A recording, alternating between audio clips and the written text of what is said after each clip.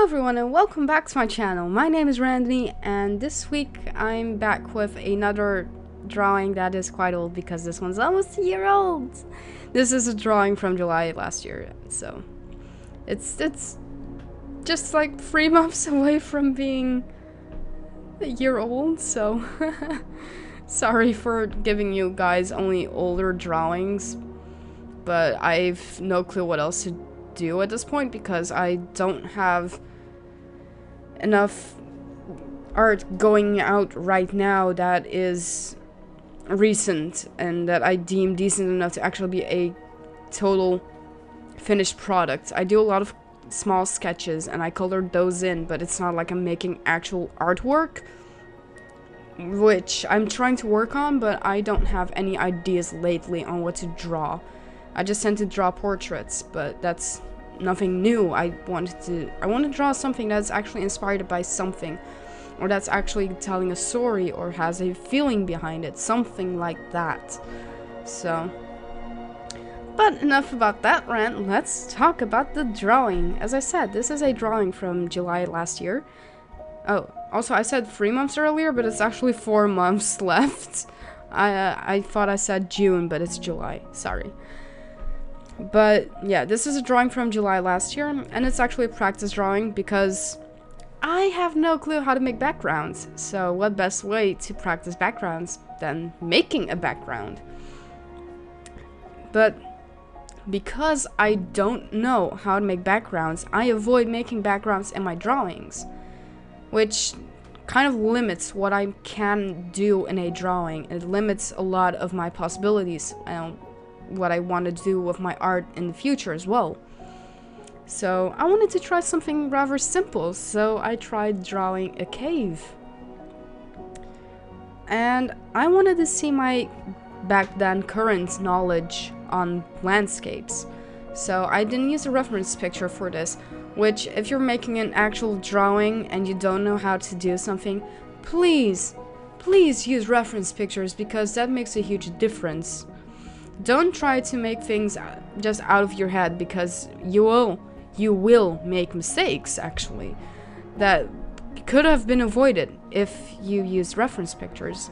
Which in my case, I didn't use reference pictures except for, no, not even for the pickaxe, because you'll notice that the pickaxe only has one side instead of two. Or I'm confusing myself again. Actually, I don't think you even notice that it's missing one side because I think I cut it off there. We will see. Either way, I had a lot of fun drawing this actually, but I didn't enjoy the end result as much as I had hoped because it ended up looking very cartoony for my liking at least. It's not the kind of semi-realism that I want to go to. So I'm not a huge fan of how I did this, but I do find this good enough because it's something, and I'm really proud that I actually put out something that I'm not comfortable drawing. But in the end, my favorite part of this drawing was the pickaxe, which is quite odd because this has a lot of elements to it and my favorite part is like a minor element of this whole drawing. But let's talk about a process because this process is different from drawing characters, at least it is for me, because this actually has depth. It's not just, oh yeah, I'm going to draw a circle and then add eyes and face shape and a nose and a mouth or something like that. This actually started off with no sketch at all, so it's also quite different because I like to work with sketches. So let's go on to the process. I started working on the place that was furthest away because if this is all basically one layer, or as much of one layer as possible. And if I'm going to first draw the foreground, then you will blend the foreground in with the background, which to me isn't really what I want. Some people like that effect, but I personally don't. So I want my foreground to be very much visible and my background to be a little bit more faded away. So that's kind of the idea behind starting on the furthest place first. So the furthest place is the beach. So there I started by drawing this, well, by blocking in the sky and actually blocking in the shape of the cave I actually want. I then locked the layer, so I added in the sea because I wanted to draw a beach. I wanted to draw palm trees because for some reason those seemed very easy for me to work on. Then I added a sunset, then I added palm trees, a river, and vines. The palm trees were actually just a couple of lines just scribbling, and then adding in some light source of some kind, so it's not just a shape. I wanted some kind of dimension to it. Then for the river, I just added in a couple of lines to add in some depth, like, oh, there's sun, there's light. It's reflecting some light because water reflects. So, yeah. After I worked on the beach, I added in the vines because I wanted the cave to be kind of hidden from the outside world because there are crystals inside the cave. So for me, it makes sense that the crystals would have stayed there for years because it was hidden and someone just came across it by accident, which is why the pickaxe is there. That person never ended up mining all those crystals. So I started blocking in the colors for the cave walls, actually the shades, because this is a drawing I made in black and white. So I added in the colors, I blocked those in, I blocked in the shadows, and then I blended those. And then I started adding in some props, which were stones, moss, grass, and some crystals, because, as I said, I wanted crystals. Because it gives it specific elements to the drawing for me. It gives it a different vibe than just, oh yeah, here, have a cave. I wanted the cave to have something interesting to it, which for me were crystals. Because they're kind of shiny, they have some luminosity to it that give the surroundings a little bit of light. So, after I worked on everything that was kind of a prop, I added in a pickaxe. Because I wanted there also be an extra prop that kind of sounds like people have been here. And for me, the best way to show people have been there was by adding a pickaxe.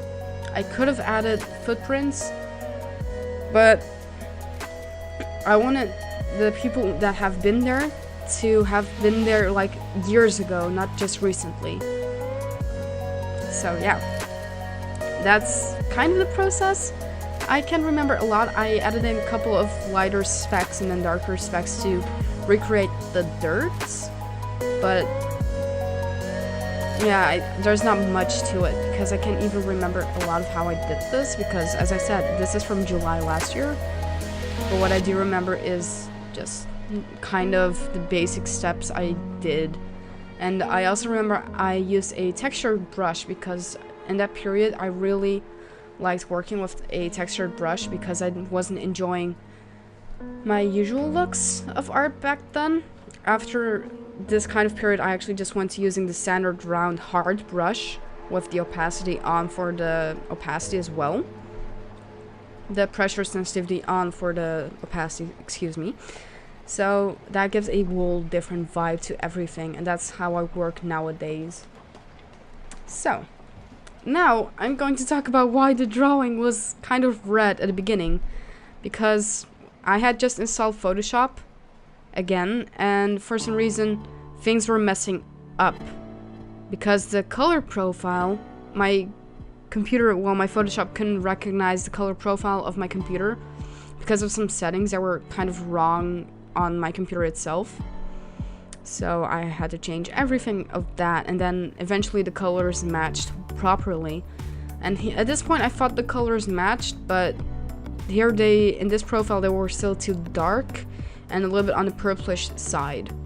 So, and here you can actually see that I tried adding in some colors, but by using opacity, by using overlay and multiply. However, to me, it made it look a lot more cartoony, while I tried using very, what's it called, like those darker colors that aren't as vibrant, because I really wanted that kind of vibe. And while coloring, I actually forgot I wanted a sunset instead of just some daylight at a random setting of the day. I wanted to start with it getting a little bit to the night. But you can see I abandoned the coloring after a couple of times because, as I said, it looked so cartoony. It wasn't for me.